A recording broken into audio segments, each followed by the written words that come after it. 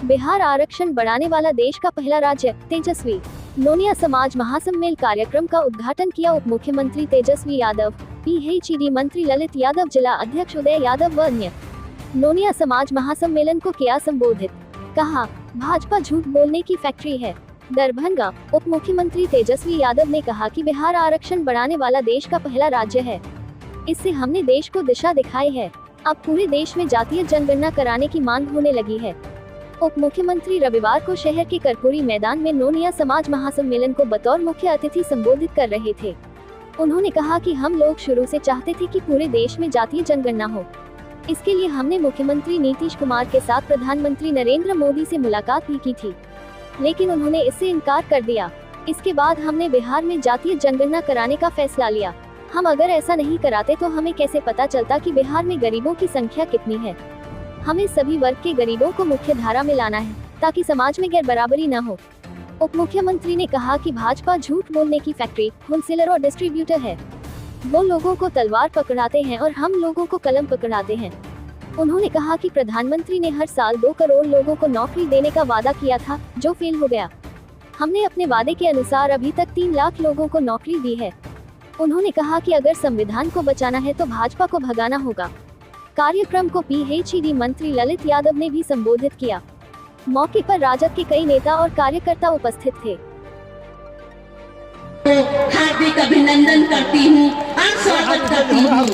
जिस तरह माननीय तेजस्वी जी ने इस नोनिया दीन दयाल में सभा में आकर सभी स्वजातियों को मान बढ़ाने के काम किया, मैं नोखा विधायक अनीता देवी इनको अपने स्वजातीय के तरफ से हार्दिक अभिनंदन करती हूँ और स्वागत करती हूँ। जिस तरह माननीय लालू प्रसाद यादव ने जातीय जनगणना नहीं होती और जातीय की खाली गणना नहीं हुई है, ये शैक्षणिक कौन समाज कितना पढ़ा लिखा है और आर्थिक, ये भी सारा काम हुआ इस सर्वे में।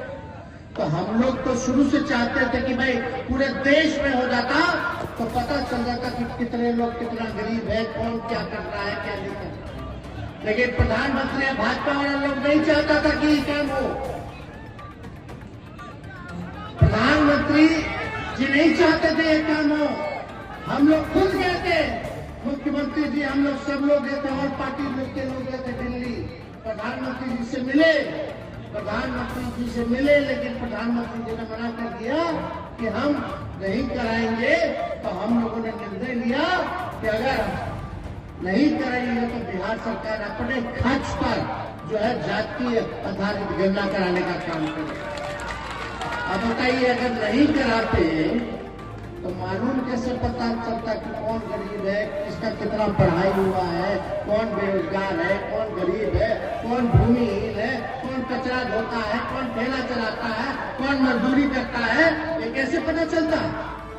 तो हम लोग तो सभी समाज को आगे ले जाना चाहते, लेकिन प्राथमिकता का जो अंतिम समाज जो खड़ा है, जो गरीब है, उसको मुख्य धारा में लाना है, उसको लोगों को, उनके बच्चों को पढ़ाना है, उनको लोगों को आगे बढ़ाना है, ताकि समाज में गैर बराबरी ना हो, सब बराबर रहे, सबका मान हो, सबका सम्मान हो। इस दिशा में हम लोगों को काम करना। आप बताइए, निकाला गया सर्वे आया तो पता चला पूरे बिहार में 94 लाख परिवार, गरीब परिवार, 94 लाख परिवार जो है गरीब परिवार। आप समझ रहे कितनी बड़ी संख्या।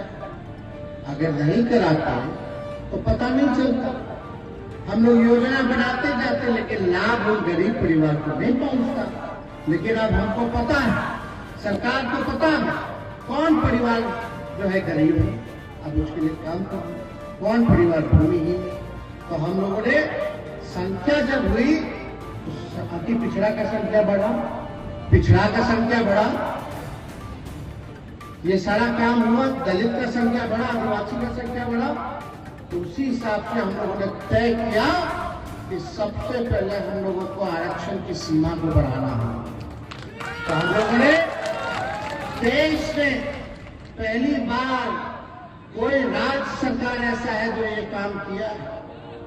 खुद 31 में हुआ था अंग्रेज के जमाने में जाति जनगणना, उसके बाद हुआ नहीं था आजाद मुल्क में, आजादी के बाद कभी नहीं हुआ। ये बिहार पहला राज्य है जिसके पास अपने आबादी का जानकारी पूरा, तो इसलिए ये हम लोग देश को दशा दिखाने का काम किए। अब पूरे देश में जो है इसकी मांग जो है हो रही है, सब कोई मांग रहा है। तो राहुल गांधी जी भी देखिए जाति जनगणना के पक्ष में, हर रीजनल पार्टी क्षेत्रीय दल जाति जनगणना के पक्ष में है। तो अब जब पता चला तो हम लोगों ने आरक्षण बढ़ा दिया, हम लोगों ने पिछड़ा का बढ़ाया, अति पिछड़ा का बढ़ाया, दलित का बढ़ाया, आदिवासियों का बढ़ाया, स्वर्ण जाति का पहले से 10% था, हम लोगों ने 50 को 65 कर दिया, 65 और 10 यानी 75% जो है आरक्षण हम लोगों ने देने का काम। और जब पिछड़ा का बढ़ा, अति पिछड़ा का बढ़ा, दलित का बढ़ा, तो जो समाज के लोग, आप लोग जो अति पिछड़ा समाज से आते हैं, तो फायदा तो आप लोगों को होगा कि नहीं होगा? नौकरी लगेगा आप सरकारी, तो उनमें आरक्षण हो गया है, अति पिछड़ा का बढ़ गया है, तो फायदा होगा कि नहीं होगा? पढ़ाई लिखाई, एडमिशन, शैक्षणिक संस्थानों में आपके बाल बच्चों को फायदा होगा। यही तो हम लोगों की लड़ाई थी, न्याय करना है तो सबके साथ करना। खाली दुनिया समाज तो गरीब है ही, लेकिन और भी तो इनके साथी जो है वो लोग भी तो गरीब है। तो हम लोगों की तो पूरी जिम्मेवारी बनती है कि सब गरीब को ना एक साथ लेके चलना है, चाहे कोई जात को हो, आगे तो सबको बढ़ाना। तो हम लोगों ने आरक्षण की सीमा बढ़ा दी। और आप भाई बात सुनिए, 94 लाख जो परिवार है जिसका आय 6,000 से कम है, जो गरीबी रेखा के अंतर हम लोगों ने माना है, उस परिवार में ना नौकरी है ना रोजगार है। तो अब हम लोग क्या करेंगे? आंकड़ा तो आ गया, अब करेंगे क्या? पहला काम हम लोगों ने आरक्षण को बढ़ाया। दूसरा काम, क्योंकि ये सरकार सामाजिक न्याय के साथ आर्थिक न्याय देने वाली सरकार है, इसलिए हम लोगों ने ये फैसला किया है, माननीय मुख्यमंत्री जी और हम सब लोगों ने, महागठबंधन की सरकार ने, लालू जी के आशीर्वाद से, कि जो परिवार गरीबी रेखा के अंतर्गत आता है, जिसको रोजगार नौकरी नहीं है, उसको 2 लाख रुपया देने का काम करेगा। 2 लाख। और जो भूमिहीन है, जिसको जमीन नहीं है अपना कमरा बनाने के लिए पक्का, तो हम लोगों ने फैसला किया कि कई ऐसे भूमिहीन है जिनका जमीन नहीं है, तो सरकार ने निर्णय किया है वैसे व्यक्तियों को, वैसे परिवार को 1 लाख रुपए देकर के मदद करेगी, ताकि वो अपना भूमि जो है वो खरीद ले। अभी तो 1 लाख है, जरूरत पड़ेगा तो और भी बढ़ा दिया जाएगा, उसकी चिंता नहीं करनी है। लेकिन अभी तो भूमि जिसको 1 लाख रुपया, जिसको रोजगार नहीं, गरीबी रेखा के अंतर्गत उसको 2 लाख रुपया, घर पक्का मकान बनाने के लिए 1,20,000 रुपया। तो समझिए, तो ये मदद हम लोग करेंगे पहले सब योजना पर, लेकिन इसके लिए भैया आप लोगों को जागरूक रहना जरूरी है।